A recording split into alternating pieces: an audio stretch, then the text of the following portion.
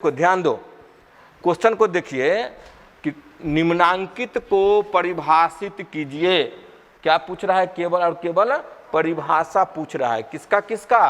Cloning स्थल और micro injection का। तो हम देखिए ये 2 नंबर का क्वेश्चन है। कितना नंबर का क्वेश्चन है? मात्र 2 नंबर का है। कभी कभी होता क्या है कि हमको कोई आंसर किसी का पता है और नंबर 2 हम खूब लिखना चाहते हैं, तो ज़्यादा लिख कर भी नंबर कितना मिलेगा? हमरा 2 ही मिलेगा। इसलिए ज़्यादा लिखने का प्रयास नहीं करना चाहिए। जितना प्रश्न पूछता है उतना ही का उत्तर देना। तो क्लोनिंग स्थल क्या है?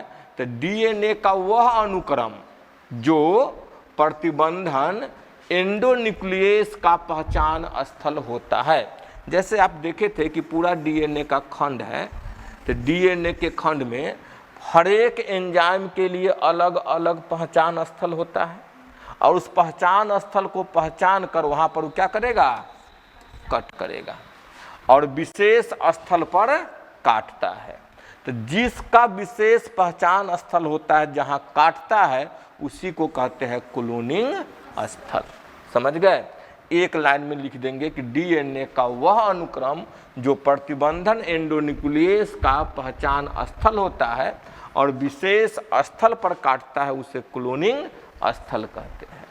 उसमें भी वही लिखा हुआ है। समझ गए? अब इसमें कोई कंफ्यूजन हो तो पूछो। नहीं कंफ्यूजन है। दूसरा है माइक्रो इंजेक्शन, सूक्ष्म अंतःक्षेपण। अब इसकी परिभाषा लिखना है तो एक लाइन में, तो पुनर्योगज डीएनए को, समझोगे, पुनर्योगज डीएनए को सीधे जंतु कोशिका के केंद्रक के भीतर सुई द्वारा, किसके द्वारा?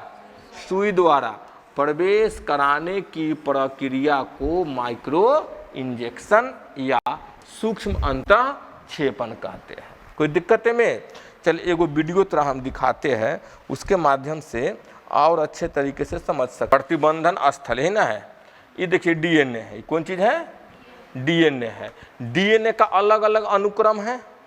सभी अनुक्रम को रेस्ट्रिक्शन एंजाइम नहीं काटेगा। अब यह अनुक्रम को देखिएगा गौर से, तो यह विशेष प्रकार का अनुक्रम है GAATTC। इसको एक एंजाइम काटता है, जिस एंजाइम का नाम है EcoR1। पढ़ चुके हैं? तो EcoR1 इस स्थान को पहचानता है और G तथा A के बीच में क्या करता है? कट करता है। तो इसी को बोलते हैं रेस्ट्रिक्शन साइट। रेस्ट्रिक्शन साइट, प्रतिबंधन स्थल। और काटने वाला को बोलेंगे प्रतिबंधन एंजाइम। आया बात समझ में? ये स्थल हो गया। अब इसको क्या करेगा देखोगे यहाँ पे। अब एंजाइम यहाँ पे रिएक्ट कर रहा है और यहाँ पे रिएक्ट कर रहा है। रिएक्ट करने के बाद एक खंड को बाहर कर लिया, एक खंड को भी बाहर कर लिया। देखिए ये दोनों टुकड़ा को बाहर कर लिया ना, ये दोनों टुकड़ा को बाहर किया तो इधर का जो सीक्वेंस कट गया वह सेम मिलेगा दूसरे डीएनए में। इसलिए इसको बोलेंगे हम स्टिकी एंड, चिपचिपा सिरा। आसानी से ही आएगा, दोनों को फिर क्या करेगा? हाइड्रोजन जोड़ देगा। तो इसी स्थान को क्या बोले थे? रेस्ट्रिक्शन साइट, प्रतिबंधन स्थल। जो भी क्वेश्चन पूछे वो था। अब हम माइक्रो इंजेक्शन को समझना है तो समझिएगा, ये है आपका, जैसे कि ये लिए हम प्लाज्मिड। क्या लिए? प्लाज्मिड। इस प्लाज्मिड में ये बाहरी डीएनए है। ये कौन सा डीएनए है? देखोगे ये वाला जो भाग जो है, ये बाहरी किसी दूसरे जीव का डीएनए है, आई प्लाज्मिड का है। यह इसका रेस्ट्रिक्शन साइट है। यहाँ से इसको काट के इसको क्या करेंगे? जोड़ देंगे। जब यह प्लाज्मिड जुड़ गया, प्लाज्मिड जब जुड़ गया तो बोलेंगे क्लोनिंग हो गया, वेक्टर क्लोन हो चुका है।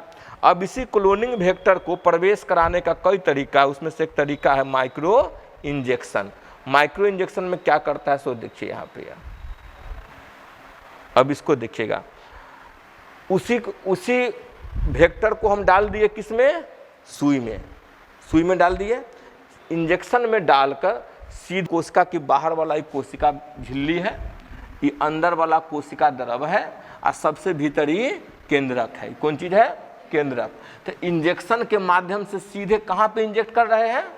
केंद्रक में। कहाँ पे कर रहे हैं? सीधे केंद्रक में। क्योंकि जीवों का, किसी भी जीवों का डीएनए कहाँ पाया जाता है? केंद्रक में। तो इसको ही प्रवेश कहाँ करा रहे हैं? सीधे हम केंद्रक में। तो देखिएगा सीधे हम प्रवेश करा दिए केंद्रक में, देखिए सुई से इंसर्ट करेगा, सीधे कहाँ छेद कर दिया, केंद्रक में। अब देखिए वहाँ से इंजेक्ट किया, इंजेक्टर से इंजेक्ट कर दिया, इसमें आ गया कौन चीज, डीएनए। दूसरा का डीएनए प्रवेश कर गया, और दूसरा का डीएनए प्रवेश कर गया तब इसका रूप बदल जाएगा। जो बाहरी डीएनए का गुण होगा वह गुण इसमें आएगा कि नहीं आएगा, इसका रूप बदल जाएगा। समझ गए इसको।